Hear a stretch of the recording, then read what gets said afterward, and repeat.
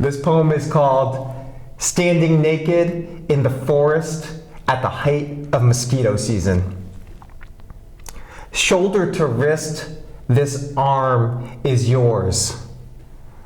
I will not swat the tender divide between bicep and tricep, or the soft hairless pocket of the elbow's crook.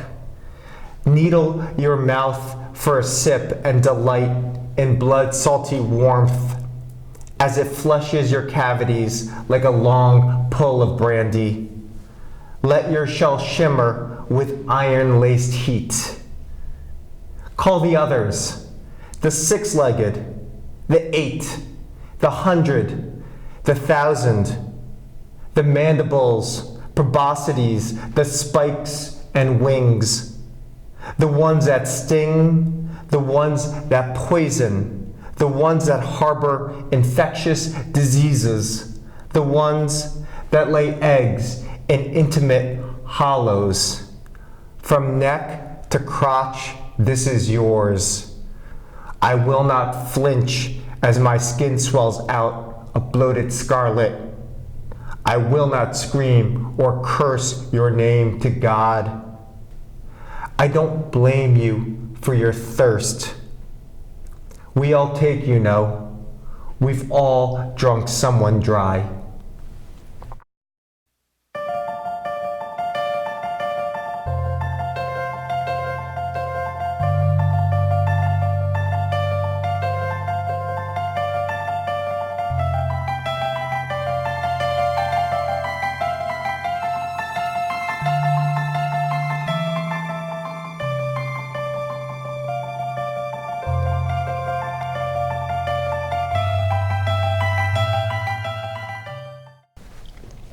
That was Armin Tolentino reading from his poetry collection, We Meant to Bring It Home Alive. Hi, I'm Alan Rose. Welcome to Book Chat. And we are really excited today to have poet Armin Tolentino join us. Thank you for coming up from Portland. Thanks so much for having me, Alan. Well, it's great to have you here. Pleasure. This is exciting because when I heard you earlier this year at the Willamette Writers, I thought I was so taken by your performance of the poetry. It reminded me that poems are probably best spoken rather than read.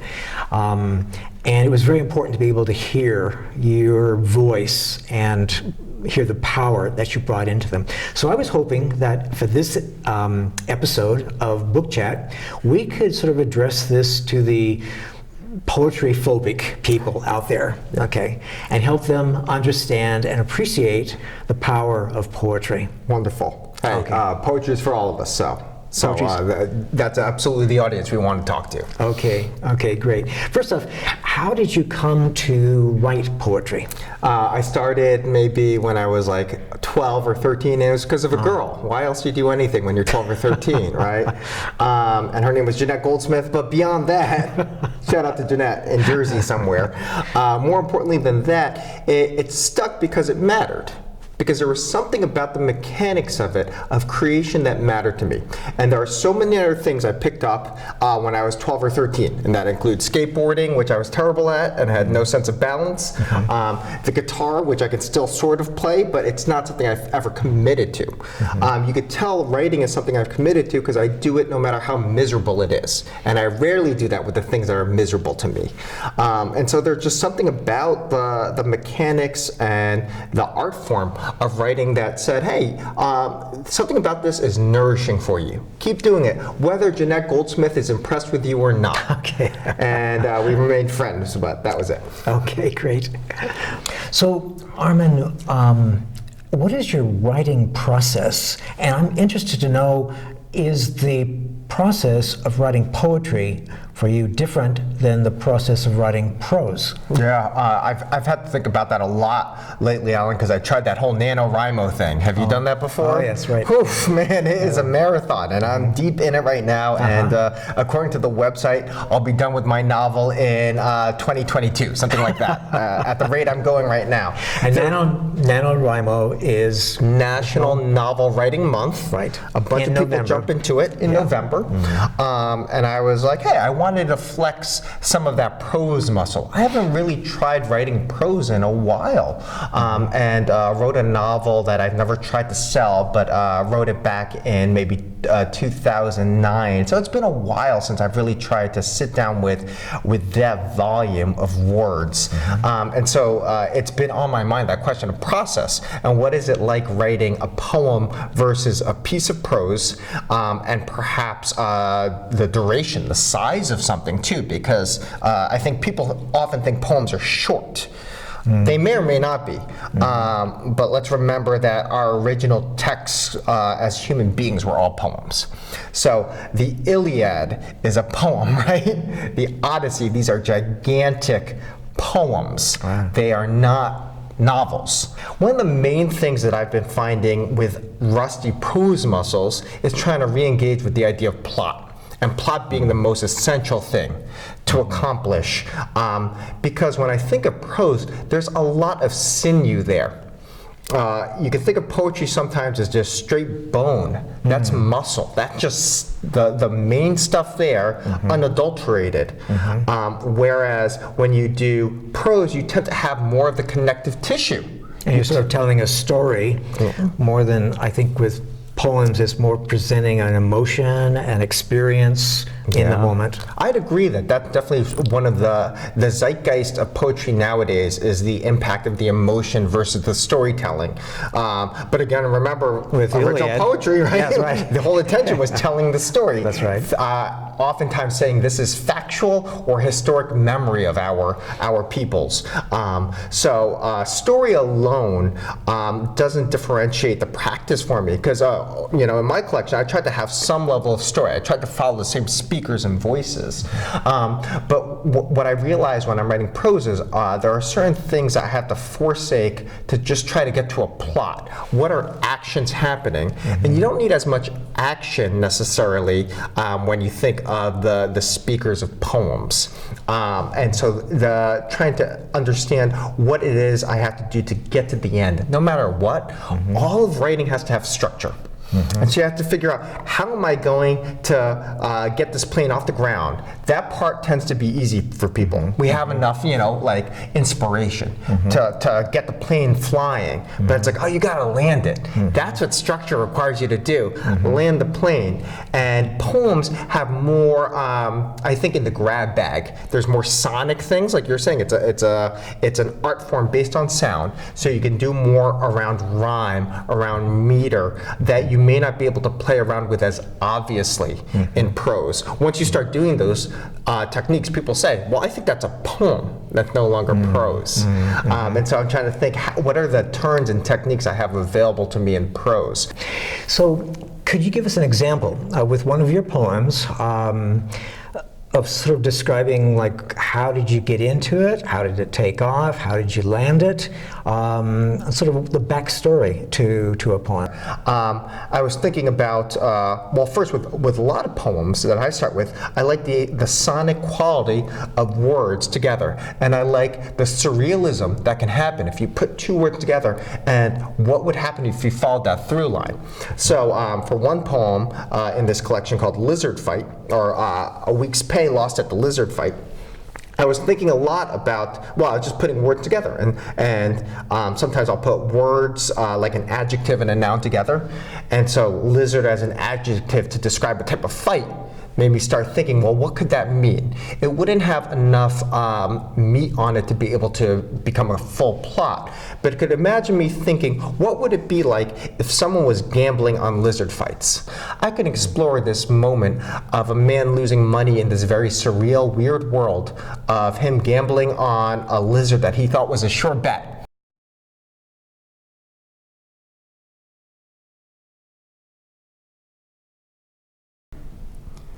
You drop your roll of Friday bills on the purple one with a thick black tongue because its yellow eyes haven't shifted from its opponent. A green skink clawing the walls of the box, cold-footed gladiator wetting its corner. But when the fight ends with your pick split open, neck to rectum, organs spilt like pink confetti. You'll wander home thinking of how to win it all back. Even at 6, you'd ask your dad what could kill what. Great white or gorilla, cobra or buffalo, Neanderthal or Green Beret. Everything eyed in potential death matches. Every day, you find yourself standing across another new monster, eager to empty your torso. You'll get lost, circle the city, forget your way home as you dream of a box big enough to fit you in one corner and the entire world in the other. So, with a poem like that, my intent is to leave someone with an image and a feeling. And so I would hope that with the qualities of the poem, you could be left with this idea of two lizards fighting, but more importantly, the emotion of this guy who's sort of wandering the streets, and sort of how pathetic that is, but also how resilient it is, where the speaker still is imagining, there's hope there, where he can imagine him against the world, and that he still has that moxie for it. And so, as we go back to that question of that difference in writing poetry and prose, it was more getting to that energy point, that turn of feeling for the poem that wouldn't be what you would call a climax in a novel or even a short story, but it has a lot of the same importance. The intent is no matter what you're writing, if you're putting words on paper, you want someone to keep reading the next word and the next line or the next sentence or the next paragraph. And you have the choice to either make it really obscure and they might just quit on you. They're like, I don't get this and I'm not feeling it, and they might just give up. Or so obvious that they don't need to read anymore because they know where it's going. Where is that sweet spot? And you as the writer have to lead the person in whatever you were imagining so that they can have that same experience but make it their own. And as part of what writing is for all of us is how to convey an experience that we have to another, to help that they can appreciate it, feel it, that in the way that the writer has felt it. Yeah, absolutely. With a speaker like this, again, I've never gambled on lizard fights. I don't know if lizard fights are real things, but I can say that I felt that sense of like, oh, my back is against the wall. And I feel like I'm on a bad losing streak and making bad decisions, but that I still feel like I still have some bite in me. And so trying to evoke that in some way without just saying the exact things that have happened in my life. You could do that with writing, absolutely, right? You could say, this is exactly what happened to me, and I am so gifted at my words, I want to put those words down in a way that you can experience it too. That's not necessarily how I approach it. I like using the fantastical, the unusual, the surreal, as an access point for the very ordinary feelings we all have every day. All right. I'm interested to know, as you are a poet, which poets have really spoken to you? Which poets are your models or favorites that you just really enjoy? Yeah, and I feel like the list keeps growing, but some that I always come back to, Alan, Thomas Lux, who just passed away maybe 2 or 3 years ago, rest in peace. But he had a lot of poems that are pretty short and had some really surreal and wacky turns. But evoked, I think, what I'm trying to do too, of those sort of just very familiar emotions. And I always enjoyed just the sort of the willingness he had to deviate to some odd and interesting places. Other people, Patricia Smith, was a poet that I encountered when I went to grad school. And in all honesty, I went to grad school for creative writing. And went into poetry because I wasn't confident that my fiction could stand. And I thought, well, if you give a writing sample for your application, and you can give like 10 poems or 1 short story, I thought I had better odds. Like if someone just liked 2 of those 10 poems, you got in. Yeah, exactly. So I just need someone to look out for those 2 poems versus what if everyone hates that 1 short story, especially if it's only a portion of a short story. Yeah. So I went into that program not really having read that many collections. I'd read poems, but in anthologies or one-offs, Right. not getting to experience as a full thing. And Patricia Smith really opened my eyes with her collection Blood Dazzler. It's a collection about Hurricane Katrina and the experience of people in New Orleans. And it's in the voice of all these people who are experiencing this horrific moment, including the hurricane. You know, and it's just so amazing to be able to follow that story, because again, even to that fundamental question of what is the difference between prose and poetry, or story, or fiction and poetry. Story is embedded into a lot of these things. It's where you fill in the gaps for it, and what you use language for. What do you want it to accomplish in that process? And that collection, Blood Dazzler, was one that I feel like I returned to over and over for its use of forms, for its use of these different voices, but the cohesiveness of one book that's all focused on that. That's interesting because in terms of different voices speaking on similar themes, that sort of describes your own collection. And we meant to bring this home alive. Can you talk a bit about the different voices that you've got involved in your collection? Yeah, absolutely. It's in 3 parts. And so the first section, each section stands alone, but I think would have the same thematic feeling, I hope, from beginning to end, of this idea of both distance and longing. Those are 2 very important things I want to explore within all of these poems. The first section is about a guy lost in space.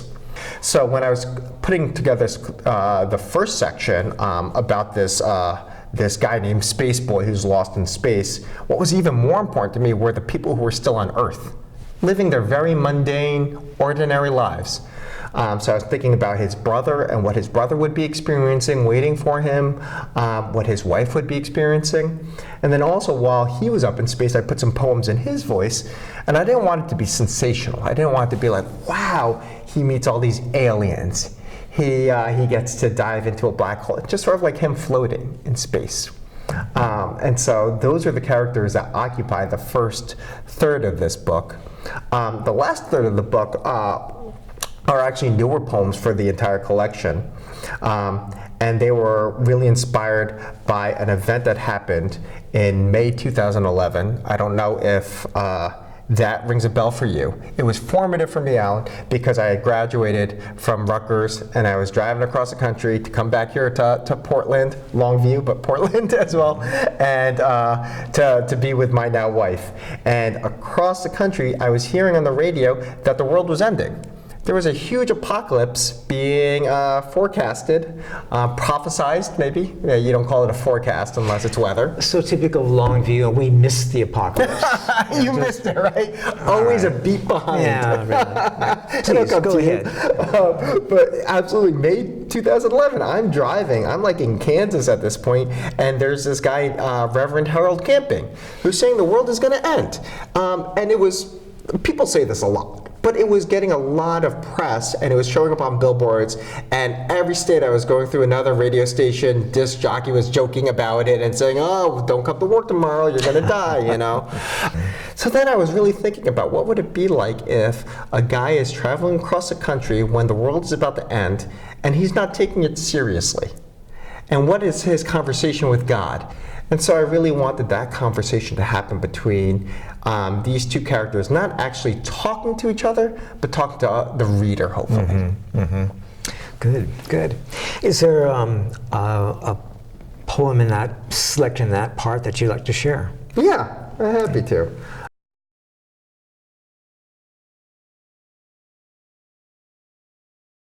Okay, so this is in the voice of a guy driving through the country considering the idea of apocalypse.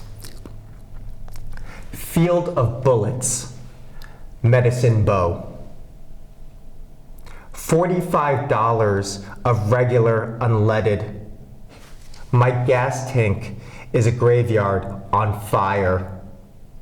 Most every species that once drew breath is fossil now, or oil. If I'm to die in this latest apocalypse, what would my body ignite? Whose escape could I fuel? Wyoming, too, is an unmarked grave. and the wind shears off an inch each year to flash the bones of another failure felled by the hard hand of cataclysm. All my escape routes are paved on the backs of a billion extinctions.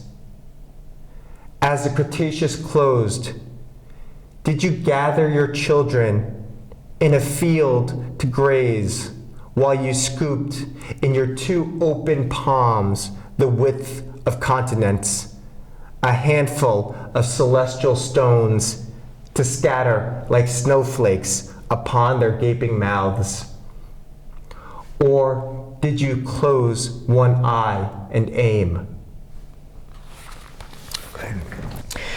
So there's undoubtedly people out there who have great feelings inside them, have strong emotions, have had powerful experiences that they would like to convey, and they may not want to do it in prose. So if someone decided that she or he wanted to try to capture an experience that she or he had in a poem, what resources, how would they start? What would you recommend? Yeah.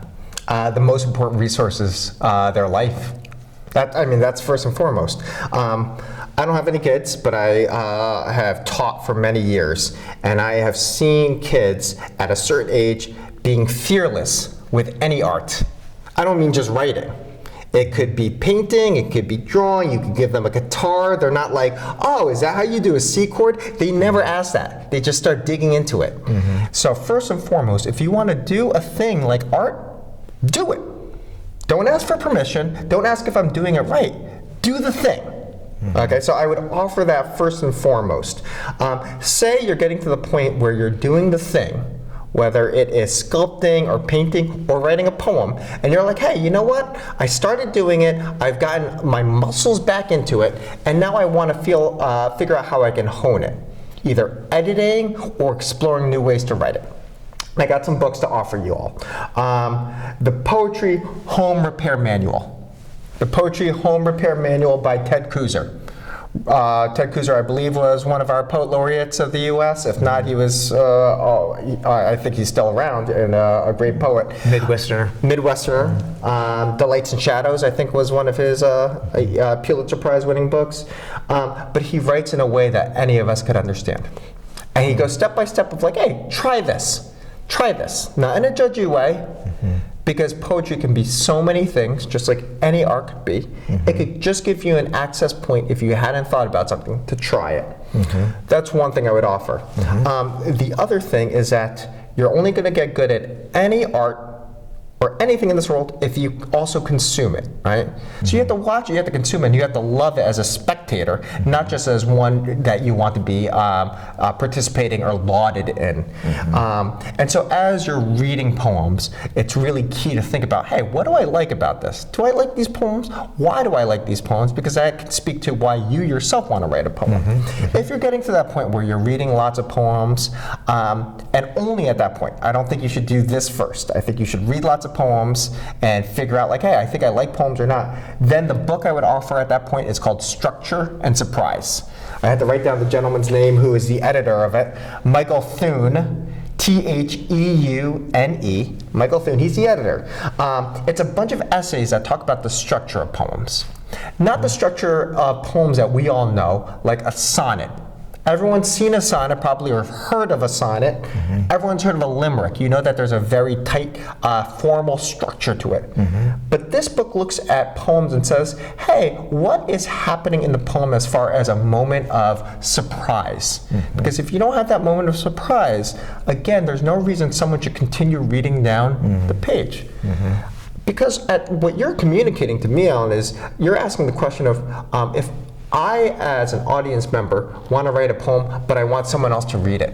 That's what you're saying, right? Mm-hmm. You could write all you want, and I do it all the time. I write in journals constantly. I'm not writing that for anyone else to read, and it is valuable, and it is worth my time. If you are at a point where you're saying, I want to write this thing, and I want someone else to experience something, I want to throw this line in the dark and I want to see if someone tugs back. Then you got to think about what are the tools you're using for people to access what you're writing.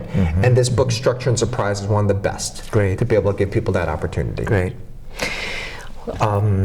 When I teach a course on storytelling and writing, I distinguish between the story that a person has to tell and the craft, the storytelling, and that most people will start out knowing the story or the experience that they want to share, fiction or nonfiction, doesn't matter.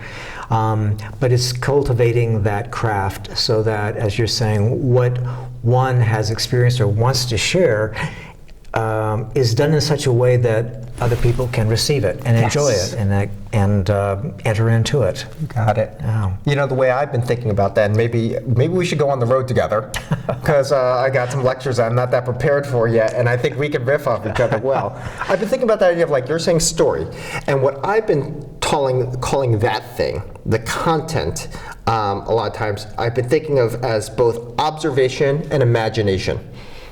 Observation could be, oh, this is my lived experience and this is literally what happened to me. I observed it. I experienced it through my 5 senses and everything else my body has. And I want to tell that. Or you can go all the way to the, I have never seen this at all and I am just going to completely make it up. There's something along that spectrum or at the intersection of those two things that has to marry with the technique. All those other things could be very real. What you experience can be the realest thing in the world. And every time you think about it, you have a really intense feeling. Or that a story you have that is purely imagined has such legs that you think about it all the time and you can't shake it. You're compelled to do something with it. But no matter what, if we want to communicate it to someone else, that's where we got to hone the craft of it. What's nice is that part, I think, is very teachable. Yes. That part, all that takes is work. Yeah. That just takes practice and work. The other thing, the observation, you have to be a fully open human being to experience the world and know what feelings are and to see how people interact with each other. For imagination, I don't know necessarily how to teach that one. Yeah. A book that was really important for me is Natalie Goldberg's Writing Down the Bones. Yes. In part, I think because of the observational aspect you're talking about, she, in her encouragement for people, or invitation to people to write poetry, but it also applies to prose too. So much of it starts with notice. Attend to something, and then just sort of let it flow out. And in time, you've got to bring the craft in to sort of shape it in a certain way. But initially, and what I enjoyed about her approach was the enjoyment, the excitement of observing. Yes. You know, starting there. Absolutely. I mean, for any of us who are writing and we know we can't shake it, no matter what successes we'll have in life from it, we know we keep doing it because it's one of the best practices we have for mindfulness. Right. It gives us this presence of being in the moment of this thing we're imagining, and that we can create whole cloth on a piece of paper. The simplest tools we have as human beings, really. Paper and ink, and that idea then that you could take those moments and say, if I am keen with my observation, I can make an experience that can resonate through generations. Right. Wow. Great. Well, I'm very excited to have you read tonight at WordFest. Looking forward to that, and thank you again for joining us. Hey, thank you so much for having me. Okay. Really appreciate it. Okay.